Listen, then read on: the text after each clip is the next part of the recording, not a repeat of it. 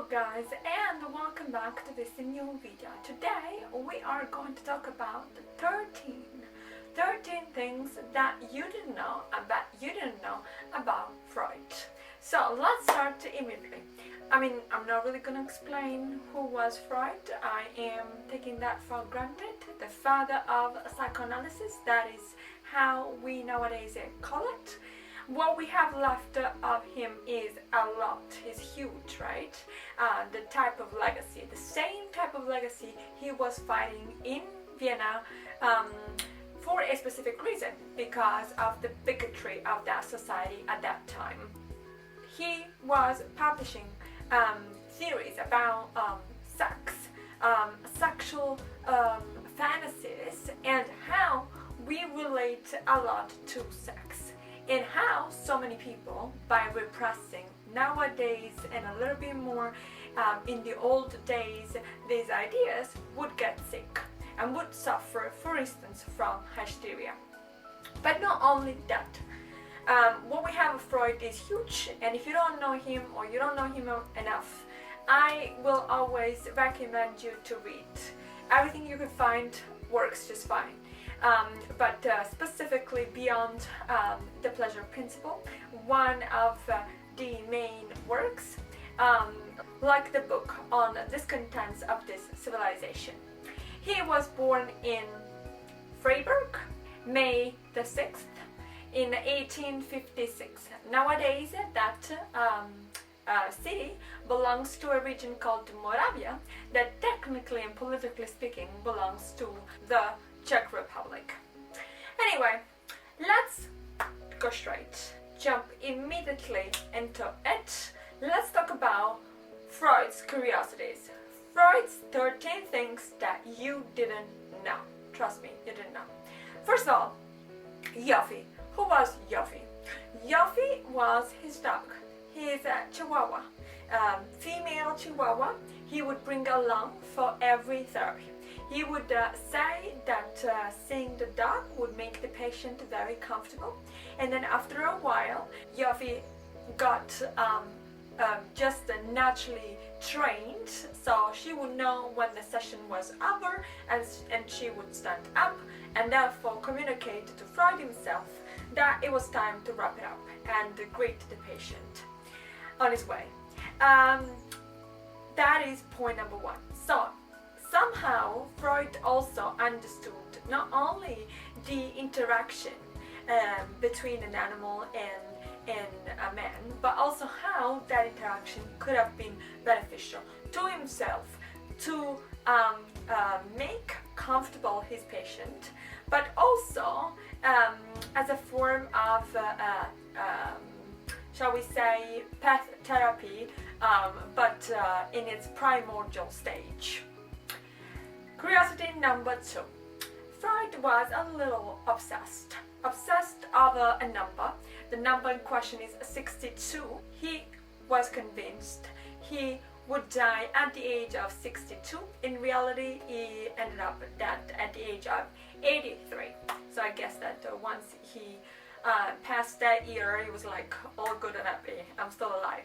No, but besides jokes, he would avoid 62.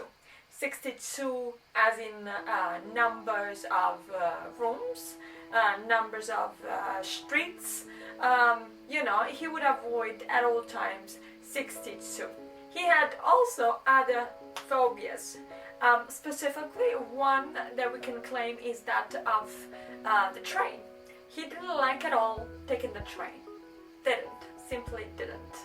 And the other one concerns the type of grass. Fern. Number 4. Curiosity number 4. Let's talk for a second about Freud's habits. Okay, so he would wake up in the morning pretty early. We don't know about his breakfast, but certainly the morning was completely dedicated to his patients. So he would go to the studio and receive his patients. After that, he would come back home and have lunch. We know that he loved beef and hated chicken. We also know that just right after lunch he would go for a walk. The walk was 3 kilometers, so no bad, and it was all the same streets of Vienna, just central Vienna nowadays. And then evening sessions were dedicated to his patients, so pretty much the whole evening was dedicated to his patients. And then he would have dinner with the wife and the daughter, and then at that point, after that, he would play cards, because apparently he loved playing cards. So that's really, really nice. Curiosity number 5. He only had three pairs of clothing, 3 socks, 3 pairs of trousers, and 3 suits, like shirts and jackets. So very organized, and that is probably because like other famous people nowadays and non, the concept of minimalism was very good, and it is very good for people who are very busy and cannot spend the time looking through their closet and picking the combination, etc. Right? So it simplifies life a lot. Curiosity number 6, the couch. The couch, that is so crucial even nowadays when you guys go and do psychoanalysis, or when we go and do psychoanalysis.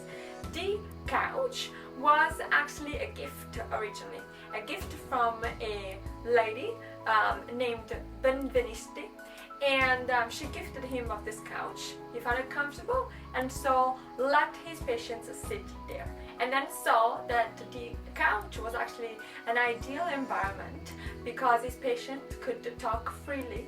He would not see directly Freud himself, right? And so he would feel, on the one hand, very free to talk about whatever he wanted.